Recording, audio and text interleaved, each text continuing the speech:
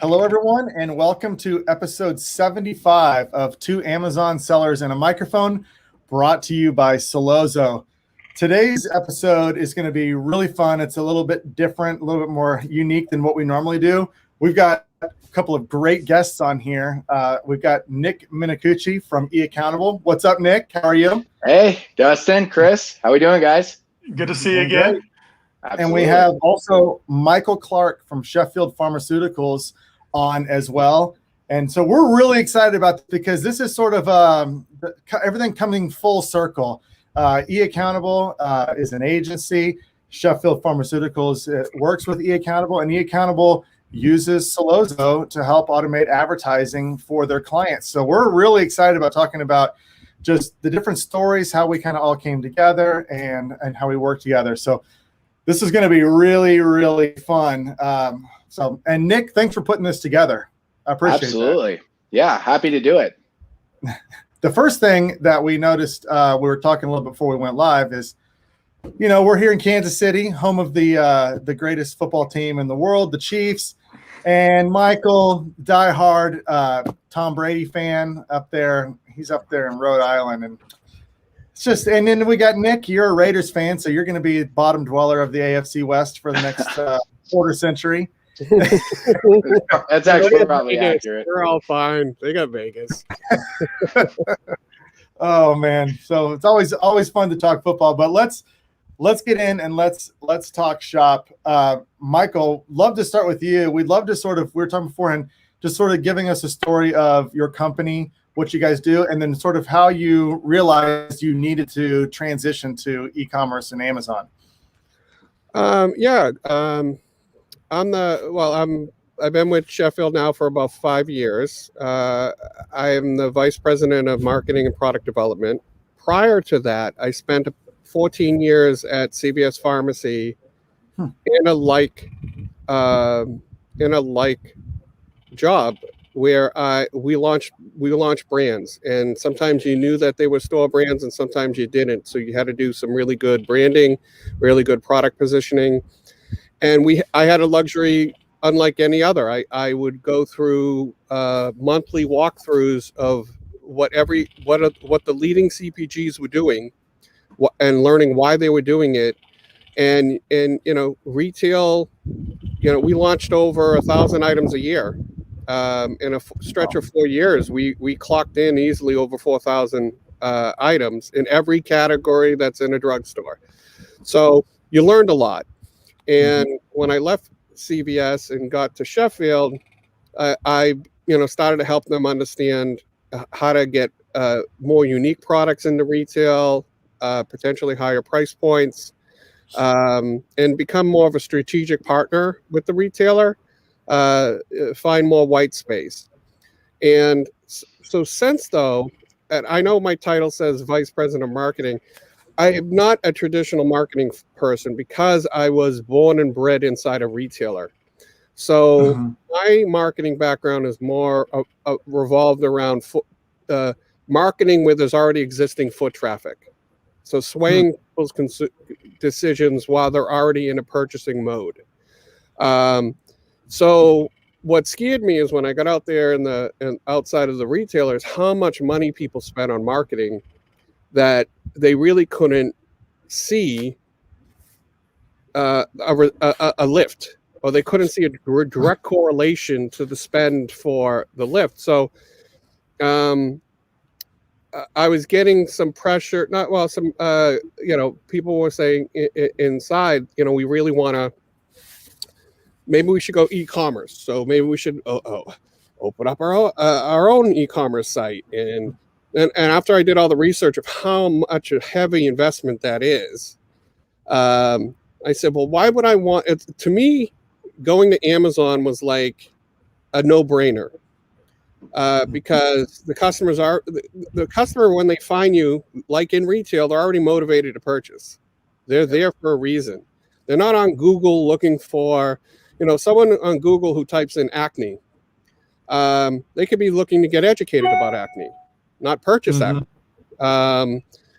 Someone who types acne into Amazon, they're going to buy. They're going to want to buy. So that makes complete sense that you're spending your money in a tighter circle where the foot traffic already is. And to me, it was like going to Amazon was like, well, why would I want to open up a mom and pop drugstore down the street from like a CVS pharmacy? That's what it felt like to me when I said, I'm going to do my own e-commerce outside of Amazon. The foot traffic is already going to Amazon. Mm-hmm. So I thought it was a smart play to get involved in. I thought Amazon was a retailer, just like anything. So I came in with my cocky retailer experience, saying this is what's going to work, this is what's not going to work, blah, blah, blah, blah. And I quickly learned they're not a retailer. And I don't even know if I'm going to use my description of this correctly, but I always felt that they're a computer program, essentially. So the analogy I give my friends when they say, well, you don't really do a lot of retail now. No, we do. But my focus is on Amazon. And when I try to explain to my old time retailers or manufacturer friends, because I had many connections in the manufacturing world, I explained to them that imagine you're looking at a shelf like you would in a retail store. Let's say you're looking at first aid. Okay. Well, that's just a keyword in Amazon.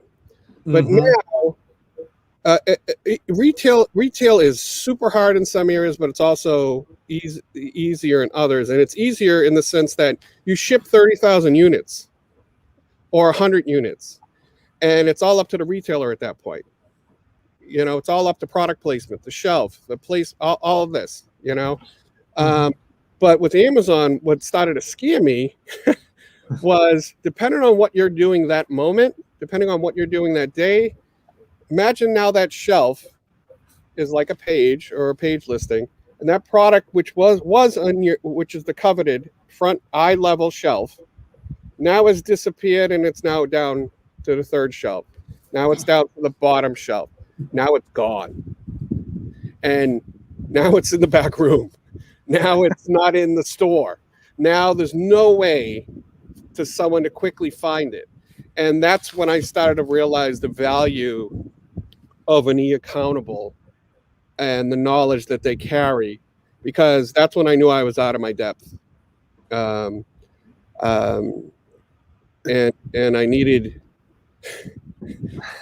not to insult anyone, I needed a bunch of really good nerds to help me figure this out, because we had really good product. We had a really good system to develop new items. We had a really good, Sheffield is much more flexible than an average manufacturer. I know this, I know all of them. They're willing to do new and innovative, different stuff, white space opportunities, we call it. But we didn't, you know, but if you can't be, again, let's just go back. If you can't be discoverable, then you don't, you know, you're done. So that's why, and we had early on some different people working with us. And Nick and eAccountable actually came on, what was it, 30 days before COVID shut down? Yeah, right before. It was right before. Because I remember I took my family on a vacation, and I went on a family vacation in 2020, which a lot of people can't say, but we went to Disney in January. And by the time I got back, the whole world went nuts. And when we were leaving, we were starting to see signs that they thought it was, you know, that cruise ship flu, you know. Oh yeah. Started to see signs, but like we literally got out at the tail end of it, or else obviously my wife would have never allowed us to go to Disney. But you know, that's when we started to communicate with eAccountable, and initially we needed someone to help clean us up. Our campaigns were kind of, and I needed to get more involved too. So to give credit, you know, to not put blame, I needed to get more involved in how the campaigns were being set up. And by that time, I had a year underneath of my belt with Amazon, and I knew how, wow, unique it was. You know, you wake up one day, your listing's down. Okay, what? Well, your listing's down, it's an acne item, and it's being given a pesticide warning. And I'm like, what? And I don't know, it doesn't matter if you're 100% right, it's going to take 48 hours to figure this out. So you're going to lose 48 hours of sales because someone hit a button. So that's what I mean about how scary. You need guidance. You 100% need the proper guidance. Or, and I still meet lots of people because I also was a consultant for about 4 years prior to coming to Sheffield. I still meet lots of people who go, well, what would you recommend? And I have that consultant mindset of like, I'll help them. I'm like, well, you got to get someone like an eAccountable. You got to get someone who knows, who's the pathfinder for you, who's also the administrator for you, who's gonna, Nick, how many things we've got going on now? We've got shipping issues. Amazon said we prefer you to use our preferred shipper, and they point us to a shipper that then no longer is shipping to Amazon. So and without someone there to help and say, well, this is what you do. You do this, you open this case, you do this, you do this, do this. And then which is really crazy about Amazon, all that frustration, and then it's magically gone. It's populating. And you want to say, well, how did it happen? Wait. So no, it doesn't matter. Shut up. Just keep it going. Okay. All right, good. And that's the craziness of it. And that's a very unfamiliar world with me, even though I spent close to 20 years at developing health and beauty products for retailers.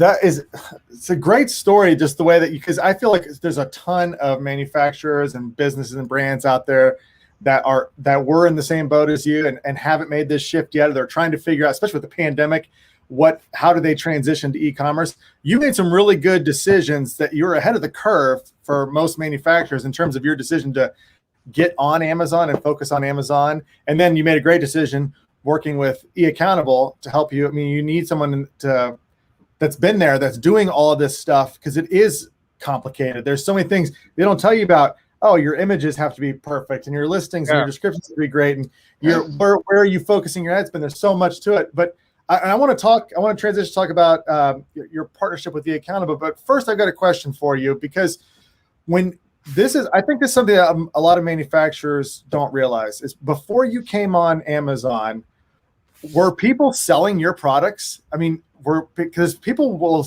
if you don't own your space, people will buy your products in the shelves and sell them on Amazon and misrepresent your brand.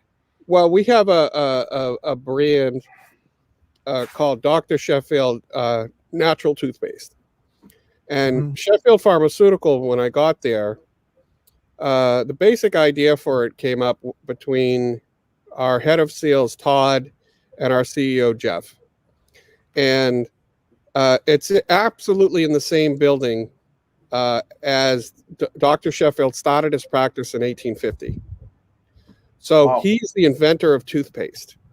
This came out after we did, literally all we had to do was go up in the attic to even find the original copyright. So it was a wonderful story, but at that time, Sheffield was also doing a lot of private label comparable items, and it had the name Dr. Sheffield on it. So when we did this premium toothpaste and put it on Amazon, you could also search Dr. Sheffield, and $4.99 acne cream would show up, comparable to Clearasil. And there was a ton of it. So that was also guidance we needed. So we also had to shut down. We had a lot of third-party people selling our stuff, even at retail. And we had to send out letters officially saying, our agreement, it's within our agreement to shut this down. We're shutting it down. You're no longer going to be allowed to sell, But that took a while to get it, with proper brand registry, Brand registry back in the day was kind of a joke, in my opinion, because I still remember being on the phone with Amazon saying, yeah, this is what you need to do. You need to take a photo of the product in your hand, the front of it and the back of it, and email it to this. And I said, and that's going to prove I own it? I'm like, then I've got a Tylenol bottle in my hand, and I'm going to shut them down. And so it was very early days, in my opinion, trying to make sense of it.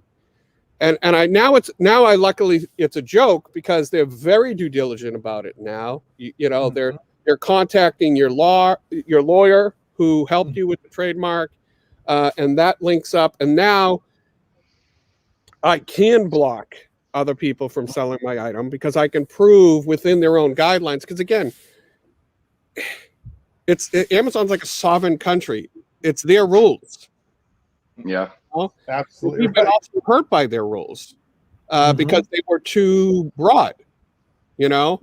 I'm trying to remember the one where it got so anal before. It's like we have this wonderful brand called Tanner's Tasty Toothpaste. It's a wonderful kids toothpaste with all these great flavors, and because someone we allowed to sell it as a third party didn't have the apostrophe on the word Tanner's, they considered it a different trademark. Ugh. So, it's hours and hours and hours of being on the phone to address that type of stuff to get to the right person. And then normally when you do get to the right person, it gets fixed, because that's that weird miracle thing of like, you don't think you've made progress, and then you wake up the following day and it's live and you're the full owner, and what do you want to do now? And I'm like, wow. But to an earlier observation you made, most manufacturers out there, I'm very happy with the aggressive nature behind how we've pushed on Amazon, from the CEO, Jeff Davis, down to our production team, making sure we have everything stickered. It's a group effort. And because if we don't have anything to give Nick to do, like, then Nick's report is we're out of stock. Like, that's as simple as it is. Like, you want to help me out here? So that's all great, but the average manufacturer, in my opinion, is woefully ignorant as someone who owns an insurance company on how to sell products on Amazon. Because I come from a retail background, and how I've worked on the manufacturing side, which is by the way, I just need to educate you. Going from a retailer to being on the manufacturing side is a painfully different side of the world, even though they seem linked. It's painfully different. And the average manufacturer is like, well, like I still remember the day, and everyone internally at Sheffield had to be educated too. So this was like every step of the way had to be an education. So yeah, I opened up an account on Amazon, and I just got okayed to ship my first shipment. Oh, so how many units? 10. 10,000? 10. 10 cases? 10. Wait, what? But that's how you start. And then I started to really see a world where no one communicated to a manufacturer correctly. No one did. And what I mean by that is they didn't communicate how, from a deadlift spot, how long it's going to take, and what's the steady pressure, and for how long before you get to a gravy spot, a sweet spot. And because if they didn't, people like eAccountable would come, and I guarantee they could tell you story after story, and people come in and say, oh, okay, so what do we do? About like 50,000 a month? So, okay, you received it on Tuesday, so what, by Friday? And when they hit that world of naiveness, these are very smart people in the manufacturing world. They know how to move a lot of product and sell it into a lot of big retailers. When they hit that ignorant, that naive wall, I can't imagine how many people then just head south. Say, this is a massive waste of time. I'm not doing it. And we've seen that on our end. I mean, we've seen brands that we work with, or really manufacturers who are trying to build brands who are immediately shy away once they realize the difficulties it's going to take and what's going to actually be required here, and how it's not a quick, from 0 to 50,000 in sales. It just, there are ways to get there. And if you've got the right product and you've got the branding and there's things that, everything's working in your favor, it's possible, sure. But most companies, that's not happening. And I do see that a lot, especially from the manufacturer side, where there is that naiveness to coming on Amazon and thinking it will be the same. And let alone any poor small brand company or that convinced their financial backers on how quickly something will go. Because I don't know, I always forget the term for these guys, like investment companies. They're going to want to double it in a year. They're going to want to triple it in a year. And they're going in the wrong direction. You need to have a long-term, because the one thing I'm happy to report to anyone in this that wants to know, I'm happy to report, as long as we stayed steady pressure on spend, we've grown. Mm-hmm.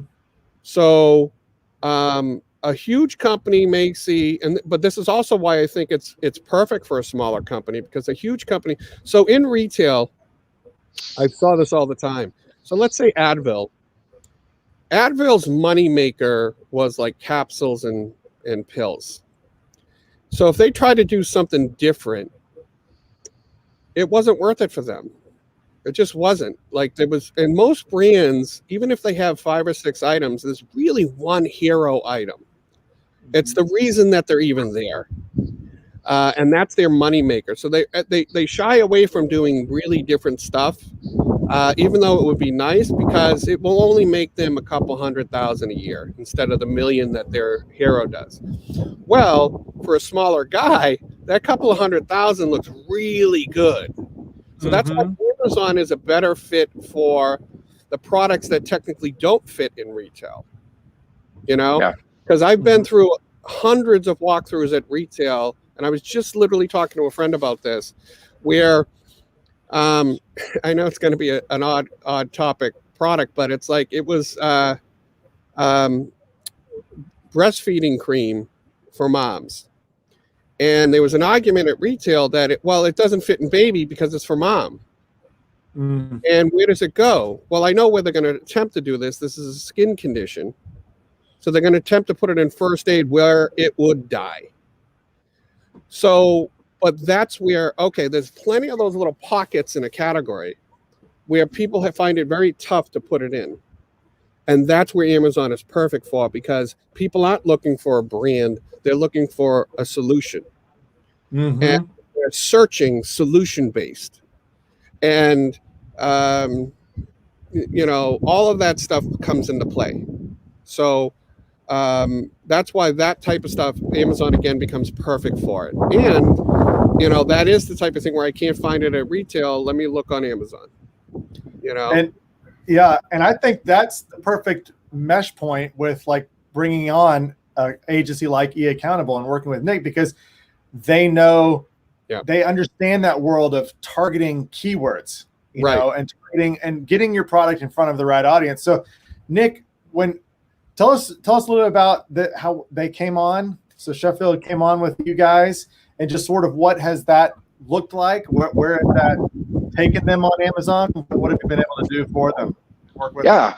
Absolutely. I mean, Sheffield was a client that was referred by another client of ours. We got on the phone with, as Mike mentioned, their CEO and Mike, and started having that conversation about, well, what do you guys want to do? What's the goal here? Discussing strategies and how we make this work. And so, we kind of kicked off, and within a few weeks, COVID hit, right? And that was a huge shift to everything we were looking to do. But our philosophy stayed the same of, we have a goal to grow, and we want to grow profitably, and we want to grow effectively.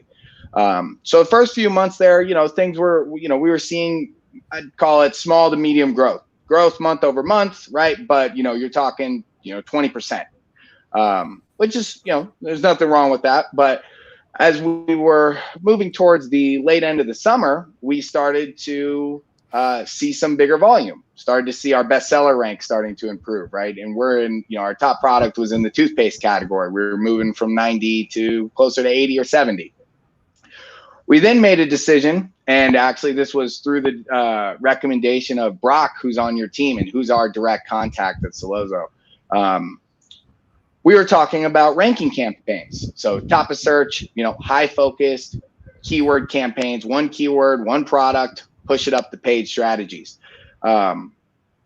We started to notice that, the keywords that we would go after are keywords that, like a Tom's toothpaste would go after as well, right? Fluoride-free toothpaste, natural toothpaste, organic toothpaste, right? Terms that are really a great fit for a product like Dr. Sheffield's, but also that have competition, but also have high volume. So these are high volume keywords that get searched well and that we've proven that we've converted on. So we made an executive decision, I believe it was in August, as a team to say, we're going to commit to aggressive paid search through ranking campaigns. We're going to use Solozo to support us on the advertising efforts, ensuring that we're getting the daily bid updates, the negative keyword mining, all the important things that while we're focused on the big strategy, the Solozo tool is able to knock out, I guess, I won't call it the grunt work of it, but the things that are incredibly important that take someone like me a lot of time to do, right? So incredibly valuable to have that as we're starting to grow this. And, as you'd kind of expect, the first 2 months when you're running these high aggressive ranking campaigns with, again, high spend, the ROAS didn't look good. It didn't look good, right? The ROAS was below a 1-to-1. Our net profit was about break even because we were just being so aggressive. I said though, right? And you guys know this better than anyone. We have to stay the course. Once you commit to this kind of strategy, you stay the course and you watch your organic rankings improve, because for those out there who aren't aware, these ranking campaigns are designed to move you up the page organically. Amazon has a flywheel effect where when you spend paid advertising dollars, you can see a direct effect on your organic rankings, which subsequently affects your organic sales, which affects total sales. What we started to see was sales were really, after that 2-month mark, it was right around 60 days, I'd say, we started to see a big jump in sales. We were moving much closer to 80, 90, 100% growth. We were seeing our bestseller rank jump up from 70 to 50 to into the 40s. This all happened and we're still doing it today. That campaign is still at about a 1-to-1, probably less. I think it's close to a 0.9 ROAS. It's never been profitable when you look at just paid search or paid spend, to paid sales. However, right, the total sales have improved so dramatically that net profit has gone up, their ranking has gone up, their total sales have greatly improved, and it's become much more, again, profitable. So that was a strategy that we used specifically for a brand like Sheffield that, again, comes from that manufacturing world of how do we focus on our shelf space? How do we get in front of the most important audiences? And it was a perfect fit, and we've continued to do it today. And I think now we're in the high 20s for our bestseller rank, and we're number 2 on Amazon behind Tom's for natural toothpaste. And when we started, we were at maybe 10th or 11th in that category. I like how you got aggressive with the ranking category or the ranking campaign, because you're selling a product that people are going to rebuy and repurchase, and not focusing just on a one-off purchase. And that's where I think some sellers get it kind of stuck on, especially if their product is a consumable. And I know I've talked about it before on the podcast, but when you're trying to rank a product, especially a consumable, you've got a little bit more wiggle room there because you're trying to get that customer first to get those sales in to continue to rank with the category. So anybody out there, ranking campaigns, Nick touched on it. Single keyword, high spend, high budget. You'll move up the rank faster by doing that. Yeah, I mean, listen, I did everything that I think a logical person would have done. I YouTubed the hell out of every 18-year-old strategy on how to sell on Amazon, and that got to a certain truth. And then, when you really stop being competitive, I mean, the space we're in. Well, again, I started out with like $400 the first month, you know, and we're at a pace now. If I took this month's sales and times them over the next 12 months, it'd be 2.8 million in business. Okay, so, but that's over a 3-year stretch. So if you want to be up, because I always heard, you know, do you want to make money on Amazon or do you want to really rapidly grow sales? Because the spend, two different things. It is tremendously two different things. And that's what, again, I just always focus on, you know, the naive manufacturer out there who just doesn't know this. I'll be honest, there's a whole business just in that, educating them with their language, telling them that it's going to be a deadlift start, meaning you may or may not have product that people are aware of, that this is how long it's going to take, and this is how long you may be upside down. But at the end of it, here's the prize. So what do you want to do? And then, oh, by the way, you're going to be able to monitor this every second of every day, unlike anything you can do at retail, unlike anything close. And Celzo is all of those stuff are available to us to make sure that, you know, Nick gets calls from us all the time. Well, why have we been upside down on this for 7 days? Well, you know, there's lots of manufacturers out there. Listen, they're willing to spend the money. They just don't have the education, you know, and there are no classes for this, you know. And a tool like Celozo, I mean, I have several clients, not just Sheffield, that will literally use Celozo daily to see the SKU level and account level profitability. As you guys know, there is, I mean, to do that on your own within Amazon, it's not, first of all, it's not even possible because you can't add those cost of goods and the inbound shipping fees, right? And even if you had a tool, it's not going to display as well as a tool like Celozo. So I have clients who tell me I was literally on a call the other day with a client, not Sheffield, and they were mentioning, I showed them the tool. Cares, Nick. No one cares. Not Sheffield. Not as important. Yeah, not exactly. as important. A lesser important client was telling me. There you go. That's better. I showed him the tool because their CEO was on and he was curious about what was going on Amazon. Showed me the tool, and I mean, he was stunned. I mean, he was stunned by how cool it was and what it could do. That's awesome. I think Michael just left us there for a second, but he'll be back on, I'm sure. But just to continue and to go on this, and we'll get Michael's opinion when he comes back in. But I think it's really fascinating just talking about this. How and I think for people like you, Nick, and me and Chris, we're in this Amazon world every day. So, I mean, we just, these are conversations we have every single day. But for a lot of businesses, they don't realize they would be scared to death if you said, "Hey, do you want to do a ranking campaign where you're going to be unprofitable on your ad spend for a while?" They'd be like, "Why on earth would we do that?" They don't understand that flywheel effect of how, you know, once you've ranked high for a keyword that's organic, I mean, the sales could be 10 times what you've ever imagined by getting up there, and it's just growing and growing. So I think it's really cool the relationship that you've had now with this company, what you've been able to do. I mean, it's cool listening to Michael talk. I mean, he's obviously passionate. He's obviously done a lot of the dirty work, trying to really learn Amazon, and I mean, he's forward thinking, but bringing you on, I think it's just, I mean, to get someone to design that strategy is so effective.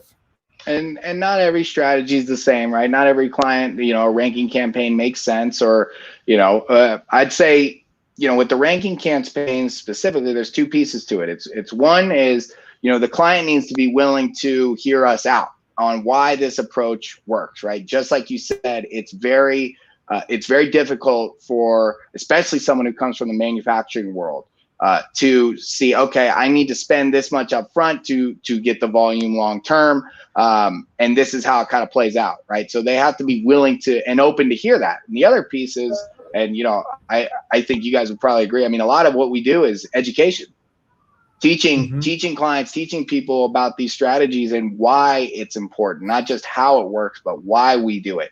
And again, there's tons of other strategies a team like eAccountable that we utilize for clients, and it depends on what they want to do, right? I mean, are you brand focused? Are you looking to build awareness? Are you looking to protect? Are you the market leader? Are you a challenger brand? Are you a startup? I mean, we'll work with brands across the board, ranging from, no sales to, millions in sales a month. And every strategy is different, but the concept is the same of how do we get your products in front of as many people as possible, which essentially means how do we get your products onto the top of page 1 for your most valuable searches. Absolutely. Yeah. And Michael, I know you popped out there for a second. Yep. Sorry about that. Sorry. Glad to be back. But what I mentioned to Nick, and I love your perspective on this, is a typical manufacturing company, or you in your shoes when you were started working with Nick, the concept of like a ranking campaign, just to wrap your mind around, hey, why don't we spend a whole lot of money, potentially unprofitably for a while, on this ad campaign, and this is the potential result you can get. Would that have been anything that you would have done if you hadn't have been working with like an eAccountable, or would have been potentially approved? Well, if we were working with eAccountable, maybe the predecessor to who we were working with also had to deal with our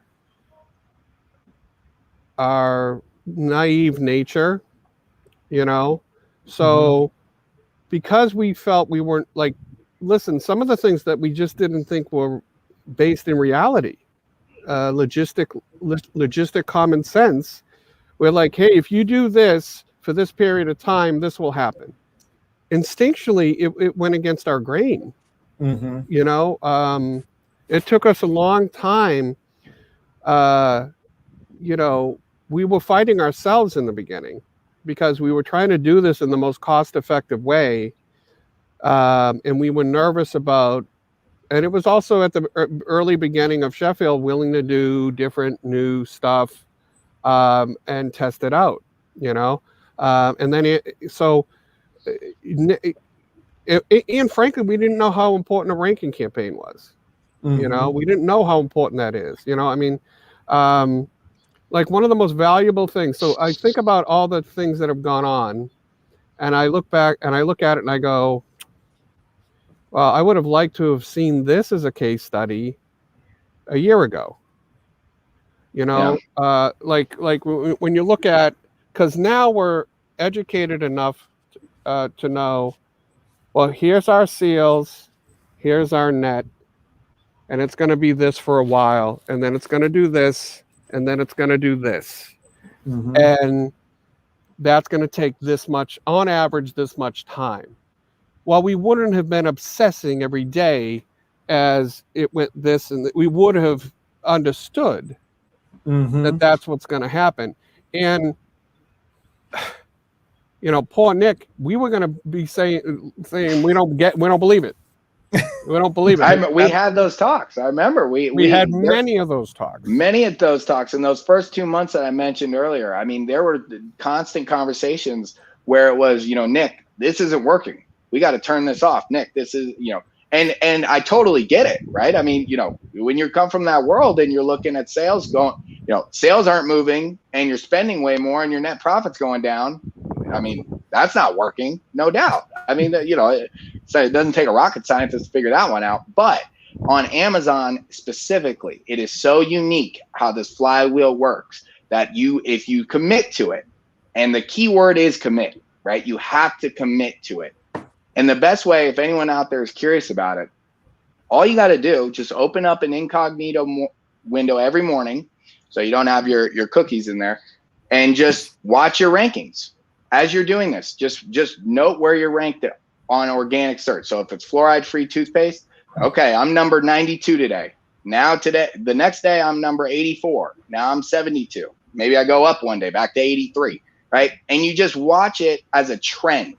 And once you move closer to that number 1 organic spot, you will see sales go up. So long as you picked the right keyword that you will convert well on. You can't pick, right? If we're selling toothpaste, we can't pick the word iPhone. There may be a lot of volume for the term iPhone, but Amazon is, clearly smart enough to know that that's not something we're going to convert well on, and it's just not going to work. So you have to be smart about the keyword you pick, and you have to commit to the process. And it was the committing part that just scared us, because listen, and probably our ego's gotten away. We're extremely intelligent about brand development and product development for retailers.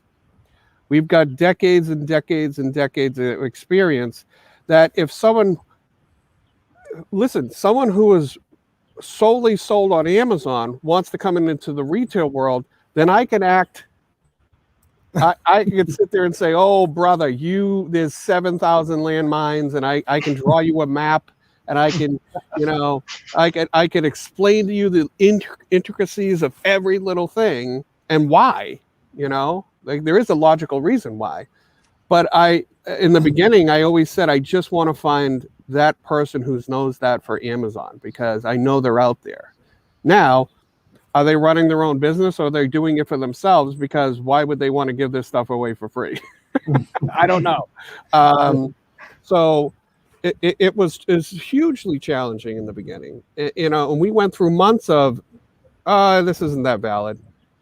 But one thing I kept noticing the whole trip was the only difference between us saying, wow, this doesn't look right, and wow, this is doing pretty good, was time and pressure. Nick applies the pressure, and we got to give it time. I mean, that's it. But again, manufacturers are normally run by extremely left-brain, production-minded folk, and they need to be.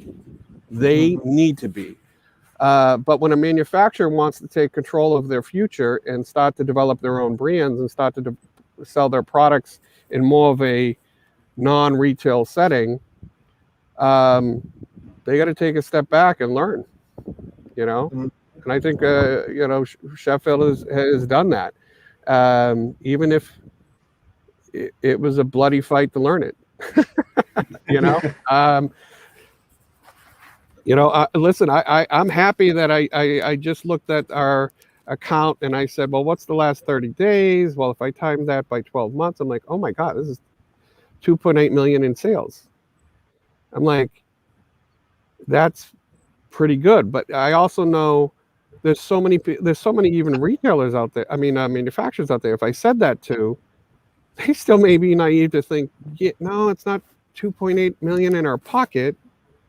This is the cost of doing business with Amazon. This is this is that, this is this is that, this is this. And then it's like, oh, so you're wondering why it's hard to make money off of your ointment that's $2.99? Yeah. There's so much into this world of understanding you need to know to make smart decisions, because in the product development world, and listen, we are far from a bulk of what's on Amazon now. We are not using, we're not buying stuff and then selling frames and doubling the price and we make a buck out of it. You know what I mean? We're not doing that. We are trying to craft our own products to fit the need of customers on Amazon and brands. And we have a bunch of older brands that do very well because they have existing clients, but we're also trying the deadlift approach where we're starting from scratch, and that takes time. So, and all of these tools are there to, that's where the left brainers should be excited, because you'll be able to measure this every step of the way. The problem is I don't think there's enough real Amazon experts out there, because everyone's an Amazon expert. And I found very little people who actually are, because even Nick will tell you, you're constantly learning. Anyone calls himself an Amazon expert is usually a sign that they're not. Yeah. Oh yeah. Well said. I consider myself a retail expert. That only occupies about 70% of my knowledge. Retail is changing rapidly right now, so it's funny. I had and this is how everyone is.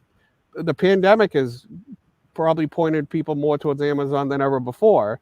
I was trying to get a quote on a paving project, and the paving guy said, "What do you do for a living?" And I said, "Well, I do this. I mainly focus on health and beauty products on Amazon, yada yada yada." He goes, "Oh, my son's doing that. Yeah, he's giving this Amazon expert $35,000 on the West Coast. Oh no. and he has to sign something where he opens a line of credit with them." And I'm sitting there looking at him going, "Holy shit." I'm like, and then because I have a business side to me, I'm like, maybe I can give this guy enough knowledge where he does my paving for free. You know?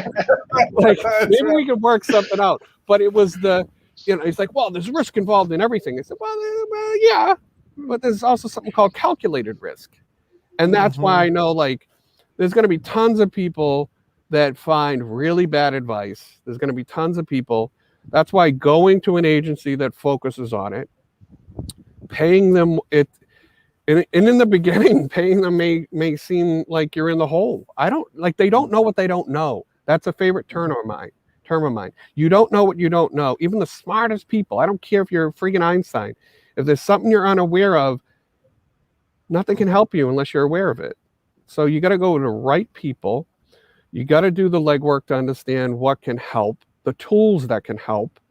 Celozo, eAccountable, and you got to be willing to do your own work. I mean, I've watched way too many videos and participated in way too many seminars, and yeah, some of them halfway through it, I'm like, yeah, this is nothing. This is nothing new. They're trying to reach the retirees who are selling frames and can make I'm like, all right, I'm out. But you got to try. You got to lift up all the rocks. Because what is wonderful, you can't look at it negatively that, well, you can't take a class in this to perfect it. That's awesome. Because that means you have an edge. This isn't a canned thing that anyone can do, and someone like Sheffield, who's perfectly situated in medium enough to be able to do the small enough runs necessary to get started on a deadlift program and then support it. Listen, if I didn't get commitment from the CEO all the way down, this would have been a wasted venture. This would have been wasted, but Jeff made it a priority, and we put a lot of effort behind it, but we also knew it just took time. We're excited to see where it goes from here.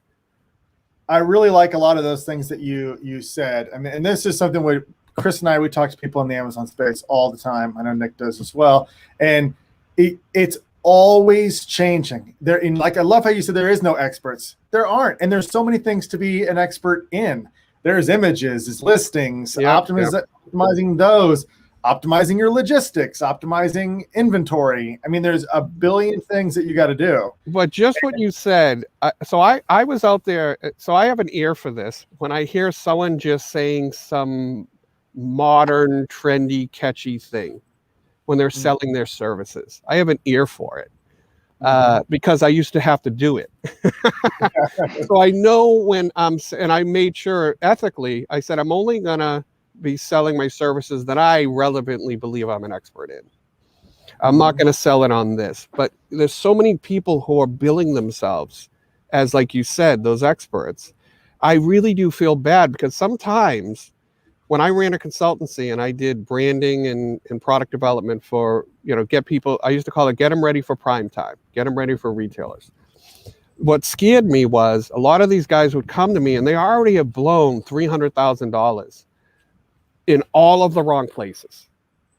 They were sold a bill of goods and they're already trying to talk my price down in the old days. And I went, well, if you can't afford me, there's no way you're going to afford the retailers. So I kind of think you should just stop now. Why don't you start saving some money? But I was just shocked with the amount of people out there that were spending all the money in the wrong places because unfortunately they were listening to uneducated people that were just trying to make a buck off of them,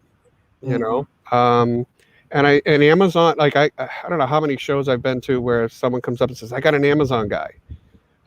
Oh, he's my nephew. Really? Okay. All right, well, good. Unless he's a savant, then I want his number. Well, if he is a savant, I want his number on Amazon.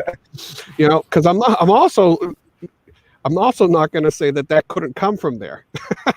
So if someone has cracked a code, I want to know. But there's also people in the early days, I knew they were doing black hat stuff. Their products were rising very rapidly on Amazon.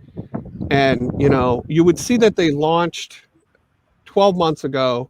They got 10,000 reviews. Really? Really? All right. Okay. That makes complete sense. And I wanted Amazon to catch up, which I think they did to some extent. For you to be approved for certain categories, I'm like, how since we're a legit pharmaceutical company that's been around for 170 years, how are we still in a delay to get approved for a category when this guy who does it out of his garage just got approved? I don't get that, It's not always equal. It isn't. So, but it's what we're dealing with, this massive algorithm software storm called Amazon. And you know what? When it works, it's beautiful. Absolutely beautiful. It's not nothing unlike. It's awesome. Nothing like it. You're absolutely right about that. Real quick, just I know we've taken a lot of you guys' time, and we really appreciate all this. But Nick, I want to just real quick just touch on if you could just real briefly, how do you utilize Solozo to help manage? Because I know you're managing a lot for Sheffield, and PPC and automating is just a little part of it. But how does utilizing Solozo help you manage their company better? Well, as a full service Amazon agency, our hand is in a lot of places. And kind of like we've been just talking about, I mean, it's hard for us to be experts in everything and be able to tackle everything perfectly. When you've got products getting blocked, when you've got, pricing changes that need to get made, content updates, store page revamps, doing the busy work that's required and keyword required to succeed in Amazon advertising, it just takes too much time. So having a tool like Solozo that has AI learning that can automate the keyword transfers from automatic campaigns to manual campaigns. Same thing with ASINs, so that automatic ASIN transfer, utilizing their target ROAS goals that they can set, setting those cost per click bids, creating all those pieces of it, the negative keywords, the daily bid adjustments. It's critical. I can't emphasize it enough. It's critical to use a tool like that for an agency like ours, where we're focused so much on strategy. A tool like Solozo can come in and be incredibly tactical for us. And really, it does move the needle significantly. There's no doubt about it. I've had campaigns that we'll set up, we'll turn on the Solozo optimizer, set our target cost per click, set that target ACoS goal, and just kind of let it run for a little bit. And the results are incredible because that AI learning knows exactly what it's doing. It gets smarter. It ups bids where they need to get up. It downs bids where they need to get down. And it just maximizes the opportunity. So our clients, every client we have, we use Solozo for from a paid search perspective. And for those that want to share the admin login, which most do, we love showing them the product view and the account dashboard that can highlight your profitability, your margins on Amazon with everything coming into it. So when you bring in, because the Solozo tool allows you to add those cost of goods and the inbound shipping fees, we can see, okay, this is actually what you're getting out of Amazon. $20,000 in profit, your margin's 22%, right? Healthy. I have clients who just are in love with that piece of it. Or the latter. Well, this is actually what I like. The latter is, because here's the interesting thing about Amazon to me. You can do your data research. So, okay. Again, you look at a category like acne, And maybe there's 3 or 4 items in there that aren't national brands. And that's what a small guy gets excited, right? Because it's like, well, there's an opportunity for smaller brands to get in. But if you launched and you realize the real truth, and you can only do it like 3 months in, when you realize the cost of breaking into the top 4 is going to be too expensive for me. So you can analyze very quickly, then I miscalculated on this category. And then you can stop. Like, that's what I'm getting at, is the latter is you can quickly get the data to say, I'm not going to have the stomach for this for the next 6 months if this goes this way. And then you have like eAccountable as a guidance. Well, Mike, we're at a down thing now, but because we're spending a lot, but let's wait 30 days to figure it out. And then if at that 30-day mark, then we can decide to throttle back and see if that works. Or this is not going to be our item. Yep. This isn't. And we look at it both ways. I mean, our team will look at when the margins are low or they're ineffective, right? We'll make adjustments to our paid search strategy based on what Solozo provides us. So we love how the account piece of it with the profitability, we can then utilize that for how we. I think we lost Nick. And a very flattering freeze. Yeah, freeze. Well, it's all right anyway. I think this has been just a really fun conversation, a really nice sort of case study in just the collaboration and the partnerships between a manufacturer and an agency and the software they use. And that's what it's all about. And so I really can't thank you guys enough for coming on. Michael, it was great to talk with you, learn your story. Yeah, it was fun.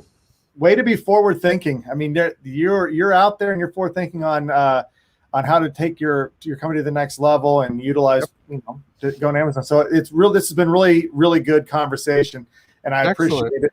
Maybe we'll do this again down the road, and we'll just keep updated on the progress. Yeah, it would be great.